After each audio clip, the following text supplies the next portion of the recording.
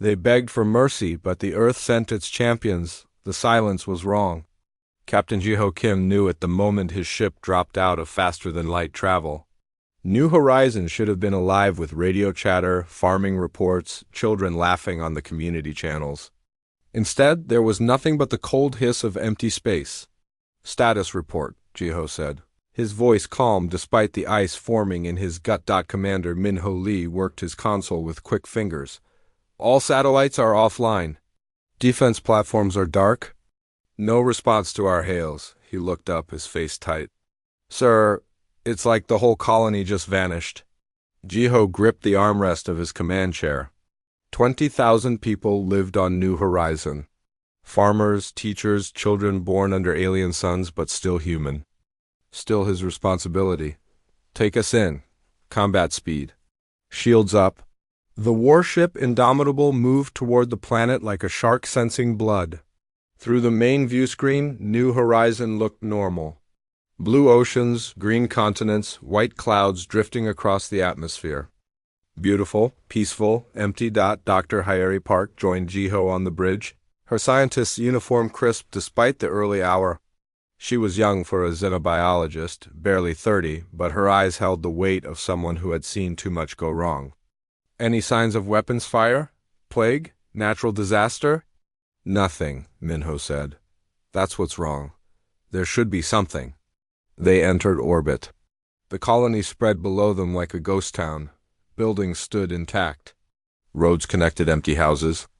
Farm equipment sat idle in fields of rotting crops. But no people, no bodies, no signs of struggle. "Landing teams, gear up," Jiho ordered. "Assume hostile environment until proven otherwise." An hour later, Jiho walked through the main colony square.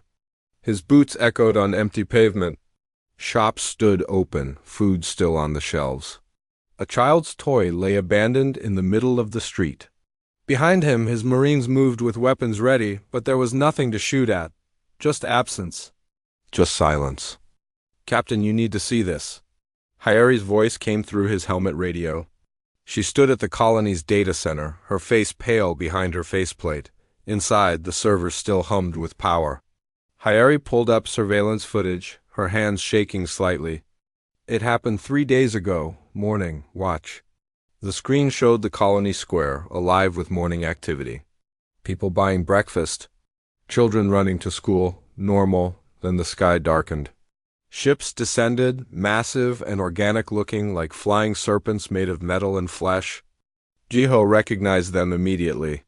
"Velari," he breathed on the screen. The Velari ships opened their holds. Beams of light shot down and people rose into the air, screaming silently in the recorded footage. Hundreds at a time. Thousands. The beams moved systematically through the colony, harvesting every living thing. People, animals, even the insects in the fields? When the ships left 4 hours later, New Horizon was a tomb. "The Velari are registered as peaceful traders," Hyeri said, her voice hollow. "They have full collective authorization for commercial travel. They're not supposed to." "Play it all," Jiho interrupted. "Show me everything." There were 17 hours of footage. Jiho watched it all. He watched people run. Watched them hide in basements and locked rooms. Watched the Velari find them anyway. Watched his people, human beings who came to this world hoping for a new life, get taken like crops at harvest time. In the final hour of footage, a man appeared on the emergency broadcast system. His name tag reads Sunwoo. He was bleeding from a head wound, tears streaming down his face. "Please," Sunwoo begged into the camera. "We're transmitting to the Collective Council. We need help. They're taking everyone. My wife, my children, they're gone. Please, someone, anyone. We're human beings. We have rights under collective law. Please just send help. We're begging you. Please, please, please." The transmission cut off. Jiho checked the timestamp. Sunwoo had broadcast for 8 hours straight, repeating his message every few minutes.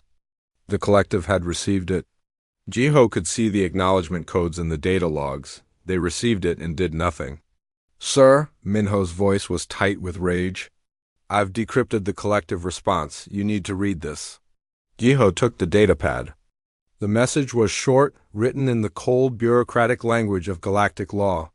It explained that the Velari had proper authorization under ancient provision, 7845, that New Horizons population was classified as non-essential biological resources, that the matter was closed and required no further action. 20,000 people reduced to resources, harvested like wheat. There's more, Hyeri said quietly. She pulled up a list. 73 species over 8 centuries. Hundreds of colonies. Millions of beings taken. The Velari have been doing this forever. The collective knows. They've always known. Jiho stood very still. Around him, his crew watched, waiting. He had been a soldier for 25 years. Fought pirates, put down rebellions, kept the peace in a dozen systems. He had always followed orders, always trusted that the system worked, that justice would prevail. He had been a fool. Communications, open a channel to Earth, Jiho said. His voice was quiet, but everyone on the bridge heard the steel beneath it. Priority Alpha, tell them we need the fleet. All of it. Sir? Minho asked. What are we? The collective thinks we'll accept their law, accept their judgment. Accept that our people are resources to be harvested. Jiho turned to face his crew. Earth doesn't beg. Earth doesn't negotiate with butchers. Earth sends champions. He looked at the frozen image of Sunwoo on the screen, that desperate man begging for mercy that never came. Ready the ship for combat. We're going to the Velari homeworld. And when we get there, they're going to learn what happens when you harvest humanity. The Indomitable turned away from the dead world. Behind it, New Horizons spun in silent orbit, a memorial to the price of trusting in civilized law. Ahead, war was coming. And humanity was done asking permission.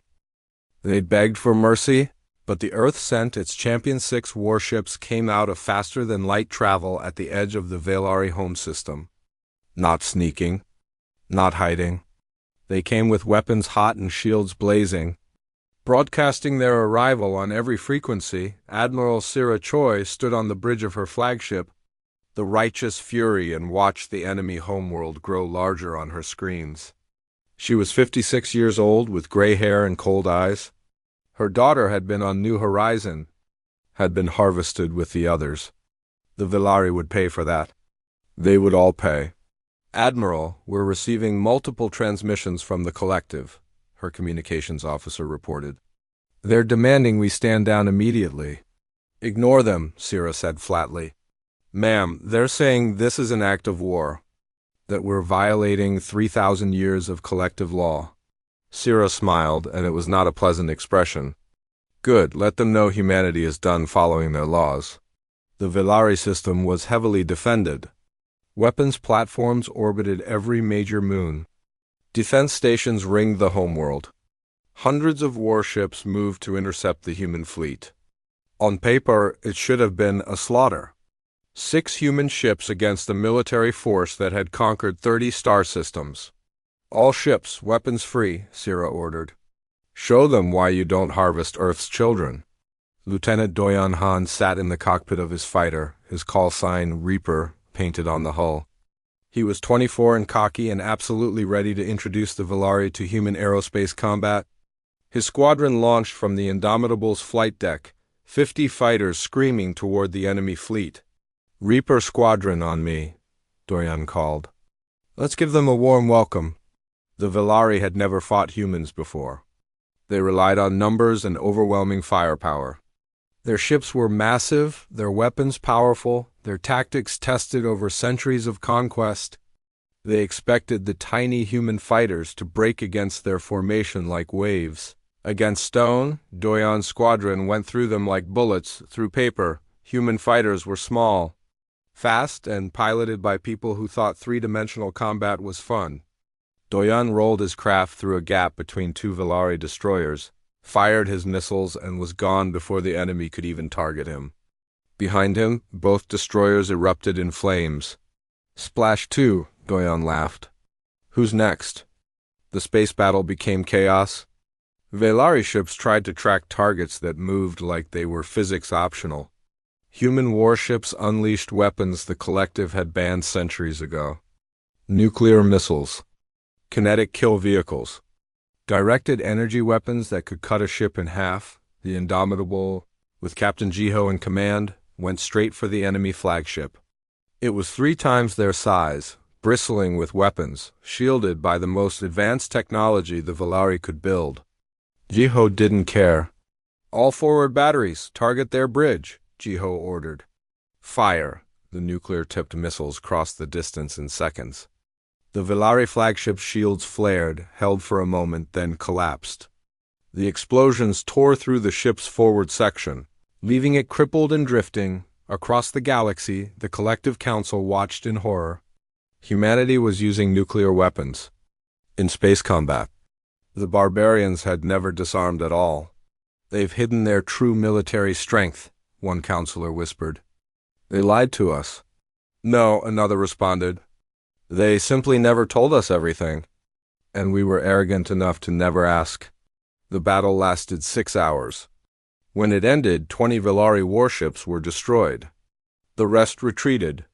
Human losses: 1 fighter, the pilot ejected safely. Sira's fleet moved into orbit around the Velari homeworld. 8 billion Velari lived on the planet below.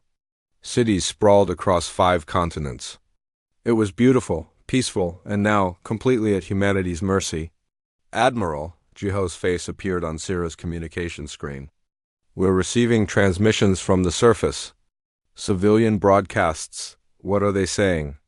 Jiho's jaw tightened. "They're begging for mercy, asking us not to destroy their world." The civilians claimed they didn't know about the harvesting program. Sira stared at the planet below. She thought about her daughter, about Sun Wu's message, about 20,000 people who begged for mercy and received none. "What do you recommend, Captain?"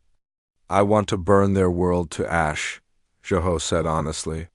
"I want them to feel what we felt, but ... He paused. "That would make us them. And I didn't join Earth's military to become a butcher." Sira nodded slowly. "Scan for military targets. Industrial centers. Government facilities. Prepare for orbital bombardment." She saw Jiho's expression and continued. "We're not monsters. But they need to understand the price of what they've done. Civilian areas are off limits.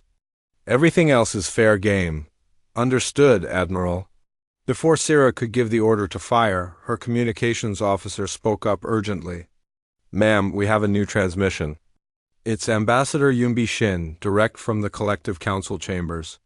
Ambassador Yumbi appeared on screen. She looked exhausted, her diplomatic uniform rumpled. "Admiral Choi, please hold your fire. The Council is willing to negotiate." "Negotiate what?" Sira asked coldly. "Our people are dead. The Velari leadership has offered compensation. 10,000 credits per colonist. It's the standard rate under collective law." Sira laughed, a harsh sound without humor. "They want to pay us? They think they can buy their way out of genocide?" "Admiral, I know you're angry. I am too. But if you bombard that planet, we'll be at war with the entire collective. Please, let me try diplomacy first." Sira looked at the planet below, at the military installations that housed the people who ordered the harvest, at the industrial complexes that processed the stolen lives, at the government buildings where bureaucrats signed off on murder and called it resource management. "You have 24 hours, Ambassador," Sira finally said. "After that, I'm done waiting for justice from people who don't understand the meaning of the word." The transmission ended. Sira stood alone on her bridge, staring at the world below. Around her, the fleet held position, weapons charged and ready. "They begged for mercy," she whispered to herself. "Just like our people begged. And just like the collective did to us, I'm going to show them exactly how much mercy they deserve." Behind her, her crew waited in silence. On the planet below, 8 billion Velari held their breath. And across the galaxy, the Collective Council scrambled to prevent the first interspecies war in 3,000 years, but humanity was done asking for permission. The champions had arrived, and the reckoning was just beginning. They begged for mercy, but the Earth sent its champions 3. Months had passed since the Battle of Velari Prime, The galaxy had changed in those 90 days. The collective, that ancient alliance of civilizations, was tearing itself apart. In the council chambers, Councillor Taiying Park stood before representatives of 200 species. He was young for a councillor, only 34, and his idealism showed in every word he spoke. He was also Hyeri's brother, though they rarely saw each other anymore. "The evidence is clear," Taiyang said, projecting images onto the chamber's massive screens. The harvesting program wasn't just Velari. The Collective Council authorized it, encouraged it, used it to control populations of species they deemed less important. Angry voices erupted. Some species shouted in agreement. Others demanded Taiyang be silenced. The Collective had maintained peace for 3,000 years. And now this upstart human threatened to destroy everything. High Counselor Vren, an ancient being whose species had ruled the Collective since its founding, raised one clawed hand for silence. "The human speaks of things he does not understand. Order requires difficult choices. The needs of the many outweigh the needs of the few." "The needs of the many," Taiyang repeated softly. "Is that what you told the 62 species that don't exist anymore? The civilizations wiped out before they could even reach the stars?" The chamber fell silent. Taiyang displayed the full list. 62 extinct species. Hundreds of harvested colonies. Millions of individuals taken and processed like crops. All documented. All approved by the Collective Council. "Some of you knew," Taiyang continued, looking around the chamber. "Most of you didn't. But all of you participated in a system that classified sentient beings as resources. My question is simple. What are you going to do about it?" Far from the political debates, Captain Yuna Kwan worked in darkness. Her ship, the Shadow's Edge, was built for stealth and painted in materials that drank light. She and her crew hunted Velari, harvesting vessels across known space, and they took no prisoners. "Contact bearing 270, her sensor officer reported. "It's a harvesting ship." Signatures matched the vessels used at New Horizon. Yuna's smile was cold. "Any life signs aboard?" Scanning. "Yes, Captain. Looks like they have a hold full of prisoners. Species unknown. Then we'd better move fast. All hands to battle stations." The Shadow's Edge closed on the Velari vessel like a ghost. The harvesting ship never saw them coming. Yuna's crew breached the hull, fought through the Velari guards, and freed 200 prisoners of a species humanity had never met before. "Who are you?" one of the freed aliens asked, speaking through a translator. "Earth Defense Force," Yuna replied. "You're safe now? Safe?" The alien looked confused. "But the Collective said harvesting was legal, that we were properly classified as resources." Yuna's expression hardened. "The Collective was wrong, and we're teaching them that lesson one ship at a time?" By the time the Shadow's Edge left the area, the Velari harvesting vessel was nothing but scrap metal and frozen bodies. Yuna filed her report, marked another ship off the target list, and moved on to the next one. Back on Earth, General Boram Jin studied tactical displays in the military command center. She was 51 and had forgotten more about warfare than most species ever learned. Right now, she was coordinating humanity's response to the Collective's ultimatum. "They want us to stand down," her aide reported. "Withdraw our fleets. Submit to Collective authority. The alternative is war. How many ships can they field?" Boram asked. "Over 10,000 warships, General. We'd be outnumbered 3-1 even if we called in every human vessel and our allies." Boram nodded slowly. "Then we'd better make sure we don't fight fair. Activate the contingency plans. I want weapons platforms at every defensive point. Pull our stealth ships back to defensive positions. And send a message to Admiral Sarah." "What should the message say?" "Tell her to dig in. If the Collective wants war, we'll give them one they'll never forget." The ultimatum came on the 91st day. The Collective Armada, 10,000 strong, assembled at the edge of known space. Their message was simple. Earth and its allies had 48 hours to surrender or be destroyed. In response, General Boram did something the Collective didn't expect. She sent out a transmission to every species in the galaxy, bypassing official channels, speaking directly to the people. "My name is General Borom Jin of Earth," the message began. "For 3 months, humanity has fought against those who harvest sentient beings. We've done this alone, with only a few allies brave enough to stand with us. The collective calls us criminals. They say we're disrupting the peace. They threaten us with annihilation if we don't bow to their authority." Borom paused, letting her words sink in. "I want every being in this galaxy to understand something. Humanity won't bow, won't surrender, won't accept a peace built on the bones of the powerless. If the collective wants to destroy us for that, let them try. But know this, we're not just fighting for humanity anymore. We're fighting for every species that's been harvested. Every civilization that's been classified as resources. Every being that's been told their life matters less than someone else's comfort." The transmission ended with a single image, the memorial wall on Earth listing every name from New Horizon. 20,000 people. 20,000 reasons why humanity would never surrender. 40 species broke away from the collective that day. They were small species, weak species. Species that had watched their people harvested and been told it was for the greater good. They joined Earth's fleet, knowing they were probably going to die, but refusing to live on their knees anymore. On the bridge of the Indomitable, Captain Jiho received the casualty projections. Even with their new allies, even with humanity's superior tactics and technology, the math was brutal. They were going to lose. "Sir," Commander Minho said quietly, "we could run. Take our people and disappear into deep space. Live to fight another day."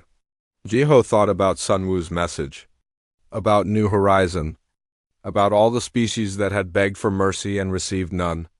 "No, if we run, the collective wins. They go back to harvesting, to classifying life as resources, to maintaining their order through terror. Someone has to stand against that, even if it means we all die? Especially then." Jiho looked at his old friend. "Because if we die fighting this, maybe someone else will remember. Maybe someone else will be brave enough to stand up next time." On Earth, Hyeri found her brother Taiyang standing on a viewing platform, watching the stars. The collective fleet would arrive in hours. Earth's defenses were ready, but everyone knew it might not be enough. "I tried to find a peaceful solution," Taiyang said quietly. "I really believed we could make them understand." "You did your best," Hyeri replied. "But some people only understand one language: violence, consequences." Hyeri put a hand on her brother's shoulder. "For 3,000 years, the collective ruled without facing any consequences for their actions. They harvested species and nobody stopped them. They classified life as resources and nobody challenged them. They built their peace on the suffering of the powerless and nobody made them pay for it. Above them, Earth's fleet moved into defensive positions. Every ship, every weapon, every soldier ready to fight and die for a simple principle, that every life mattered. That civilization wasn't measured by order and efficiency, but by how you treated the weakest among you. The collective fleet appeared on sensors, massive and overwhelming. 10,000 ships against humanity's 3,000. The galaxy watched and waited to see if Earth's champions could survive the coming storm. In the command center, General Borom gave the order that would define humanity's future. "All ships, this is command. You know what we're fighting for? You know the odds. I won't lie to you, many of us won't see tomorrow. But neither will the collective's tyranny. Fight well, die well, and know that win or lose, the galaxy will never forget what we stood for today." The first shots lit up the darkness, and the Battle of Soul began. They begged for mercy, but the Earth sent its champions. The Battle of Soul began at dawn. Not Earth dawn, but the dawn of understanding that swept across the galaxy as humanity revealed what it had been building in secret. Captain Minsuo commanded the Prometheus, a ship that looked wrong to anyone who understood spacecraft design. It was massive, ugly, and covered in unusual equipment that made no tactical sense. Until it fired. "Target the center of their formation," Minsu ordered. His crew worked in silence, faces tight with concentration. All power to the main weapon. The quantum destabilizer activated. Space itself seemed to twist around the Prometheus as exotic energies built up in the weapon core. Then it fired. 50 collective ships stopped moving simultaneously. Their faster-than-light drives simply ceased to function, exotic matter cores destabilizing and cascading failures.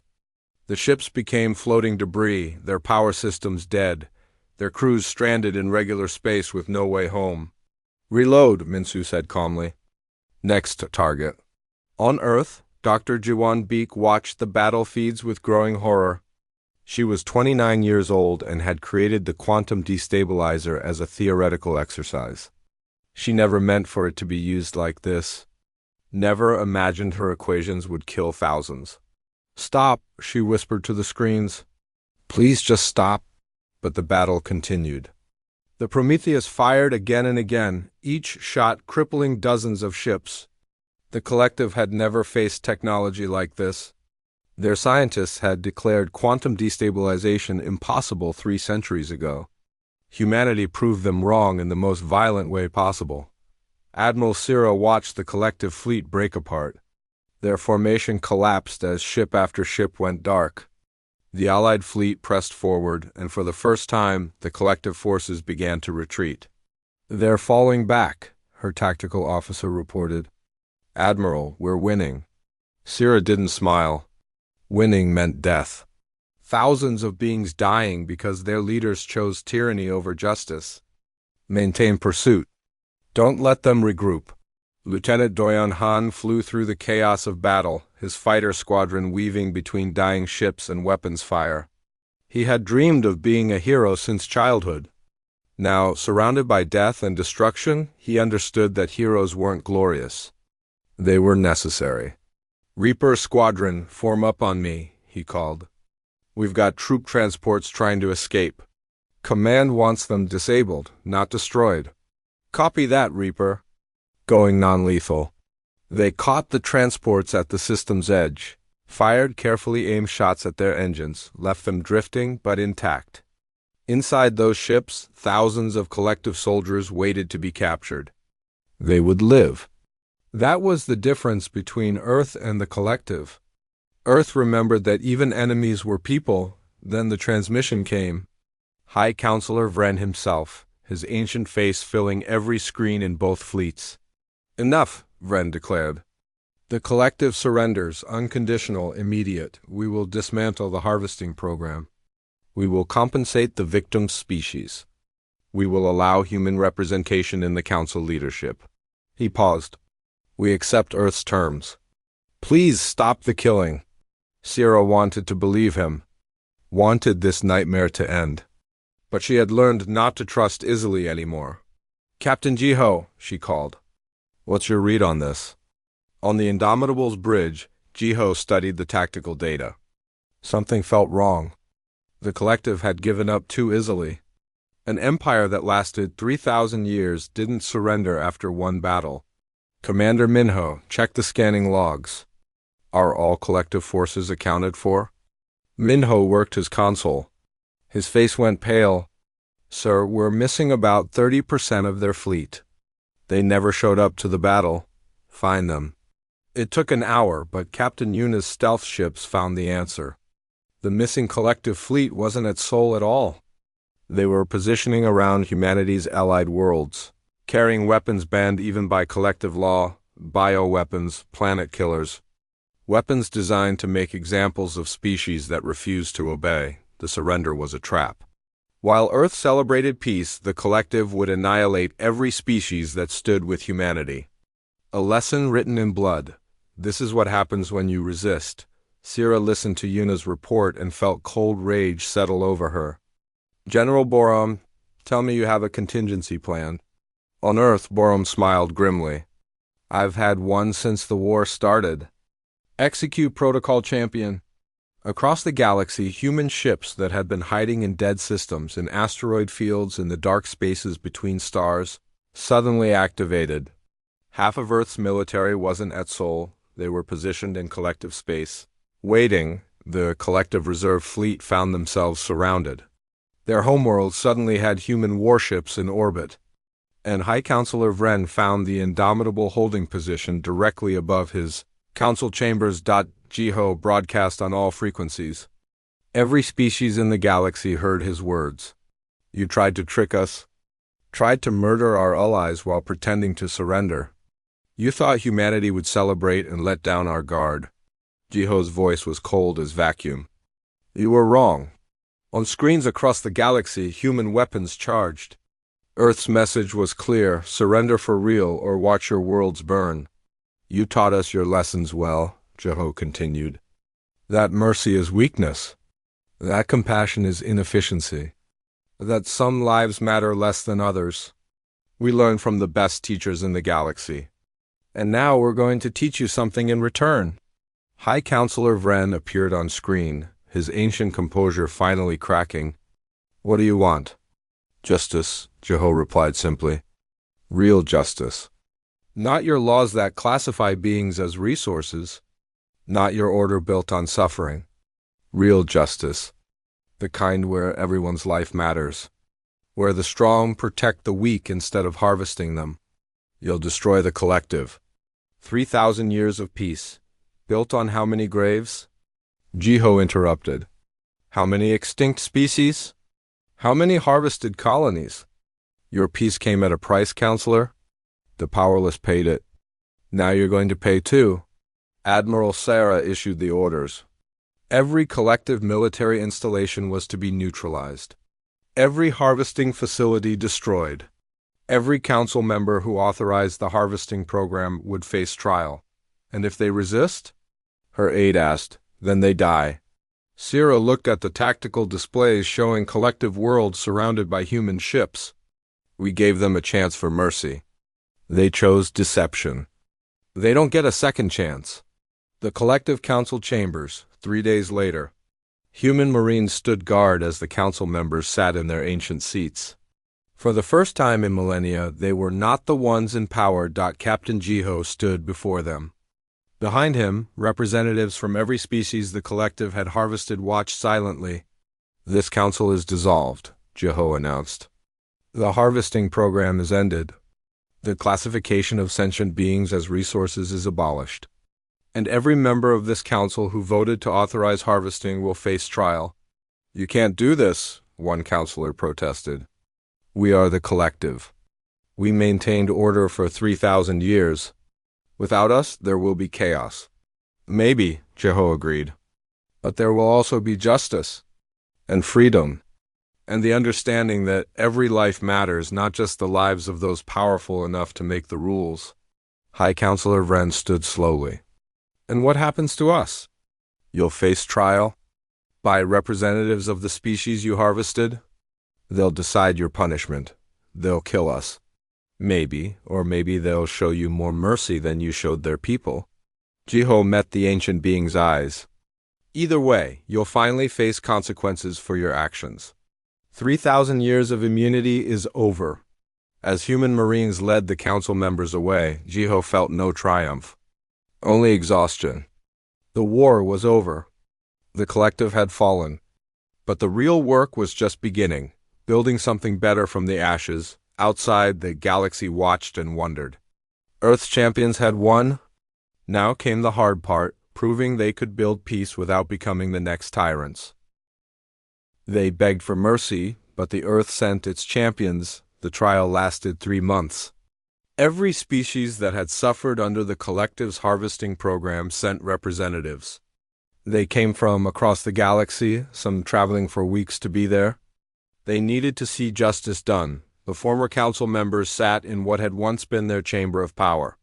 Now they were prisoners guarded by soldiers from 100 different worlds. High Counselor Vren looked smaller somehow. His ancient authority stripped away, Ambassador Yumbi Shin presented the evidence. She had spent those 3 months documenting everything. Every harvested colony. Every extinct species. Every authorization signed by the council. The numbers were staggering: 73 species harvested over 8 centuries. Millions of individuals taken. 62 civilizations completely erased. The defense claims they maintained order, Yunbi said to the assembly. That their actions prevented war. That the sacrifice of a few species preserved peace for the many. She paused. I want everyone here to understand what that means. They classified entire civilizations as acceptable losses. They decided which lives mattered and which didn't. They built their perfect order on a foundation of graves. One of the former counselors stood. We did what was necessary. Overpopulation threatened the collective. Resources were limited. Difficult choices had to be made. A representative from one of the harvested species rose to respond. Her people had lost 3 colony worlds. My grandmother was classified as a resource.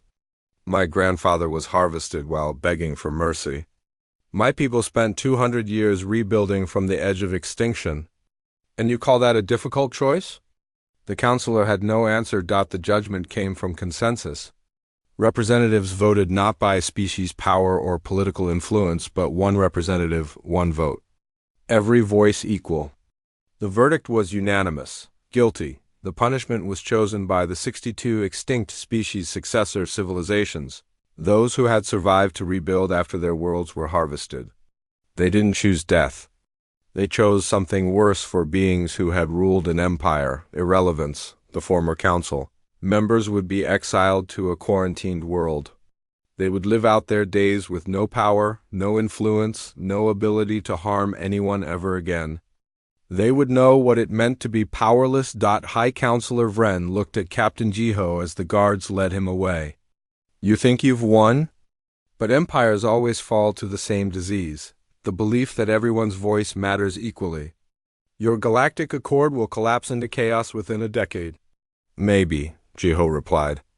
But at least it will be our chaos, not your order. And nobody will be harvested for it. 6 months after the trial, the Galactic Accord held its first assembly. 200 species sent representatives. The meeting chamber was redesigned. No high seats, no positions of power. Every representative sat at the same level. Councillor Taeyang Park was elected Secretary General by a slim margin. His first speech was short. The collective maintained peace through power. The strong ruled. The weak obeyed. We're going to try something different. In the Galactic Accord, every species has the right to defend itself, the right to seek justice, and the obligation to defend any member species from aggression. He looked around the chamber. The cost of our order will not be paid by the powerless. It will be paid by all of us equally. His first act was establishing the memorial fleet, warships from every member species, painted with the names of every harvested world, every lost colony, every forgotten civilization. They would patrol the galaxy as a permanent reminder. Admiral Sira Choi retired from military command to oversee the fleet's creation. She stood in the shipyard, watching vessels from 200 species dock side by side. Each ship carried mixed crews, species that had once been enemies learning to work together. Do you think it will last? Captain Yuna asked. She had come to oversee her ship's transfer to the memorial fleet. Honestly? I don't know. Sira looked at the ships. But we have to try. The alternative is going back to what the collective was. And I'd rather die trying to build something better than live under that again. Captain Jiho left the military entirely. He and Dr. Hyeri founded the Institute of First Contact, dedicated to helping newly discovered species navigate their entry into galactic civilization. They traveled to primitive worlds, made contact with emerging civilizations, and helped them understand what awaited them in the stars. Why do you do this? One newly contacted species asked Jiho. You could demand tribute, resources, obedience. You have the power.